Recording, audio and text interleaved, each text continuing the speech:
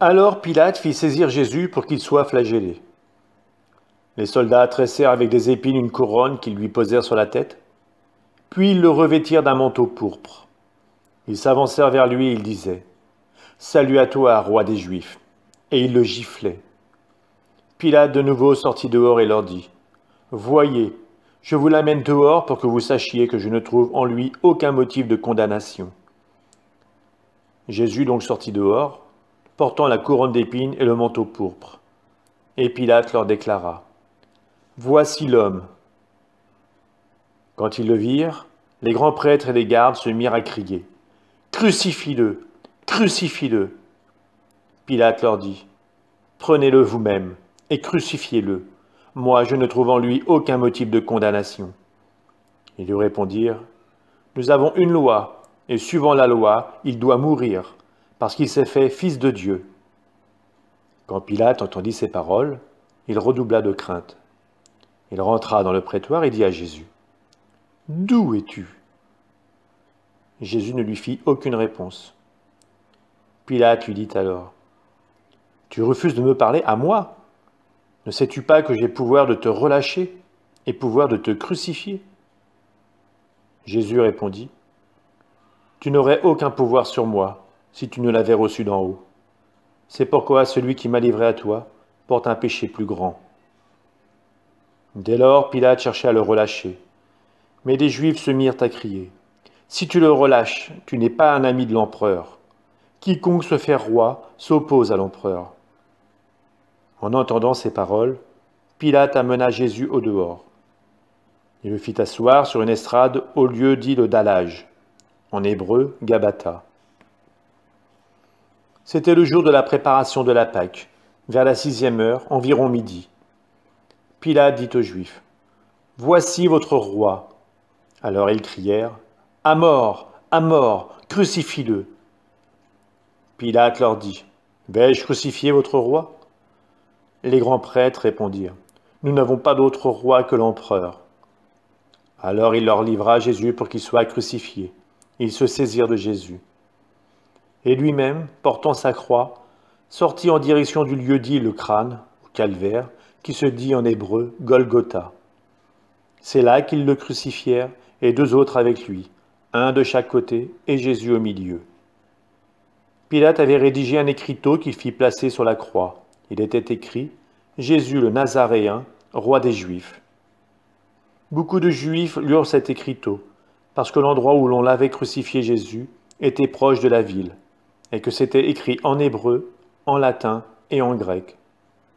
Alors les grands prêtres des Juifs dirent à Pilate « N'écris pas roi des Juifs, mais cet homme a dit « Je suis le roi des Juifs ». Pilate répondit « Ce que j'ai écrit, je l'ai écrit ». Quand les soldats eurent crucifié Jésus, ils prirent ses habits. Ils en firent 4 parts, une pour chaque soldat. Ils prirent aussi la tunique. C'était une tunique sans couture, tissée tout d'une pièce de haut en bas. Alors ils se dirent entre eux, ne la déchirons pas, désignons par le sort celui qui l'aura. Ainsi s'accomplissait la parole de l'Écriture. Ils se sont partagés mes habits, ils ont tiré au sort mon vêtement. Et c'est bien ce que firent les soldats. Or, près de la croix de Jésus se tenaient sa mère et la sœur de sa mère, Marie, femme de Cléophas, et Marie-Madeleine. Jésus, voyant sa mère et près d'elle le disciple qu'il aimait, dit à sa mère, « Femme, voici ton fils. » Puis il dit au disciple, « Voici ta mère. » Et à partir de cette heure-là, le disciple l'a pris chez lui. Après cela, sachant que tout désormais était achevé, pour que l'Écriture s'accomplisse jusqu'au bout, Jésus dit « J'ai soif. » Il y avait là un récipient plein d'une boisson vinaigrée. On fixa donc une éponge remplie de ce vinaigre à une branche d'hysope, et on l'approcha de sa bouche. Quand il eut pris le vinaigre, Jésus dit « Tout est accompli. » Puis, inclinant la tête, il remit l'esprit. Comme c'était le jour de la préparation, c'est-à-dire le vendredi, il ne fallait pas laisser les corps en croix durant le Shabbat, d'autant plus que ce Shabbat était le grand jour de la Pâque. Aussi les Juifs demandèrent à Pilate qu'on enlève les corps, après leur avoir brisé les jambes.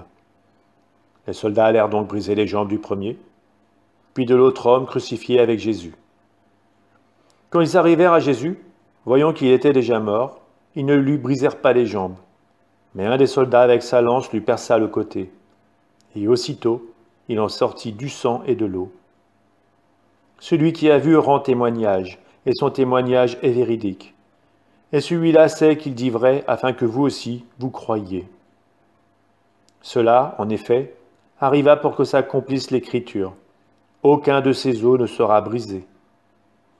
Un autre passage de l'Écriture dit encore, « Ils lèveront les yeux vers celui qu'ils ont transpercé. » Après cela, Joseph d'Arimathie, qui était disciple de Jésus, mais en secret par crainte des Juifs, demanda à Pilate de pouvoir enlever le corps de Jésus.